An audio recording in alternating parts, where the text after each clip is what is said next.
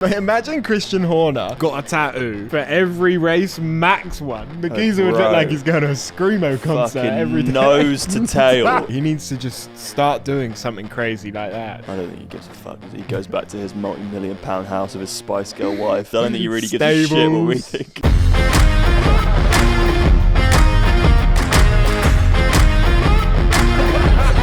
Welcome to the Pitstop podcast. I would love to start with Logan Sargeant because it's time for him to get out, mate. I genuinely do now think that was probably his last race. It should be if it's not. I mean, he didn't do well in his first year, right? James Vowles gave him the benefit of the doubt. He thought he could improve. He's given him another year in this sport, which is like the top motorsport in the whole world, and he's just not cutting it, mate. I mean, I swear every single race that he's in, he fucking crashes or spins out. It was wet in Canada. I mean, but then every other driver seems to be able to deal with it. They have wet tyres for a reason. James Vowles has said that he wants Carlos Sainz, but he's not going to get Carlos Sainz in the middle of the season. So if they are to get rid of Sargeant now and replace him with someone, who would it be? Mate, to be honest, they could stick a fucking eSIM driver in that and they'll be better than old Sargeant. Genuinely, I think you could. It's tough. It definitely does seem like it's fallen apart for Logan. I don't know what them internal team talks are going to be like. Like, what does James Vowles say to Sargeant after that race? You can't be nice anymore. You can't just keep someone in there because you're a nice bloke. I think James Vowles is probably a nice bloke. You know, he's tried to help him build his career. Yeah.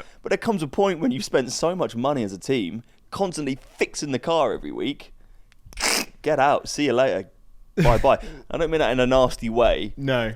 But it's just too much. I do want to say it was one of the best races we've had in a long time. One of the best races. To have a race where the whole front five is constantly changing. The weather changing. We had rain, we had dry, we had, oh my God, are the Inters going to go on? Everyone praying for a safety car. We had overtakes, we had crashes. We had the fucking lot. We had Esteban Ocon talking shit on the mic. Like, we had everything that you'd want in a good Formula One race. Max showed really how good he is once again. Yeah. I mean, the race wasn't really given to him. It was given to kind of everyone else. His strategy was amazing. To Red Bull and Max, fair play. But that Constructors is going to be going McLaren's way. Mate, the Constructors is wide open. I know. Red Bull 301, Ferrari 252, McLaren in 212. They're coming, mate, and they are hungry. This is Ocon during the race talking to his team about having to swap positions with Gasly. Esteban, we have to let Pierre through, please. Gap behind him for 2 seconds to Hulkenberg. What was the reason? Need to try and attack Ricardo. Yeah, forget it. Forget it. Wow. Forget it, he says. They did, and then he did let him pass, right?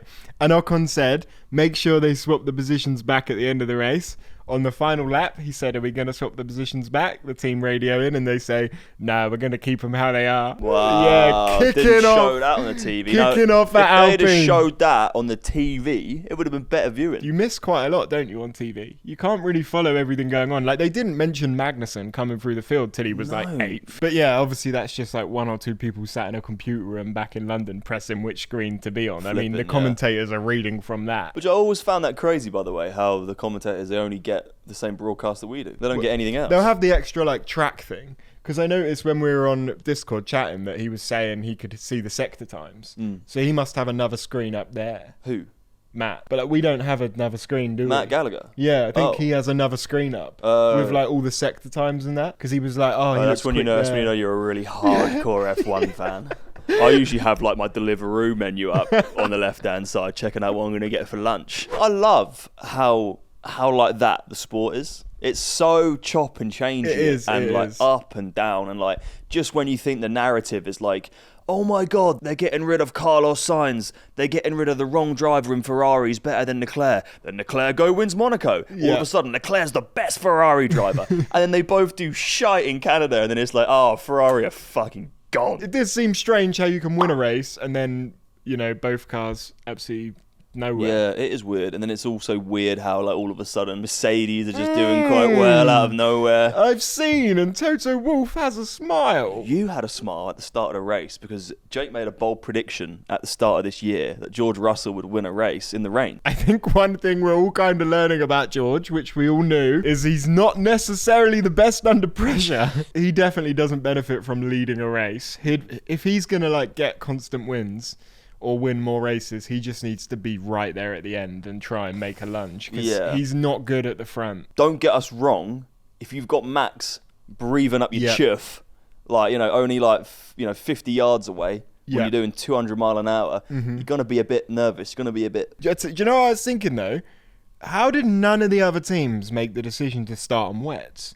Because if Magnussen was able to come that far through the field, imagine if Russell had started on wets. Imagine Hamilton or someone had just started wets. They would have won the race so easily. Really, George should have won that race. Well, no, I think Lando should have. Lando or George, but he started in pole. You said during the race you got a newfound love for Zak Brown. Yeah, I do. I do. Feel like Zak ain't got nothing to prove anymore. No. Proof's in the pudding. Zak's, he's got the tattoo from Lando's win. I like that. And I think when your team starts to do well, you start to become less stressed, like when you're on when you're at an F1 weekend. And he's always been pretty chill on the wall, right? He always answers the call from Crufty and he's always talking, which I like that about Zak. He has got a couple of minutes to just talk, not only to the commentators, but to everyone else at home. So I like Zak for that. Where McLaren were a couple of years ago, the way he's brought them to the front now. They've improved a lot. But imagine Christian Horner got a tattoo for every race Max won. The geezer would look like he's going to a Screamo concert every day. Nose to tail. He would be covered. That is Horns a challenge. to hooves. They would be full That of is what toes. Christian Horner needs to do. He needs to just start doing something crazy like that to like get a bit less seriousness around him. I don't think he gives a fuck, does he? He goes back to his multi-million-pound house with his Spice Girl wife. Yeah, horses. true. I don't think he really gives a shit what we think.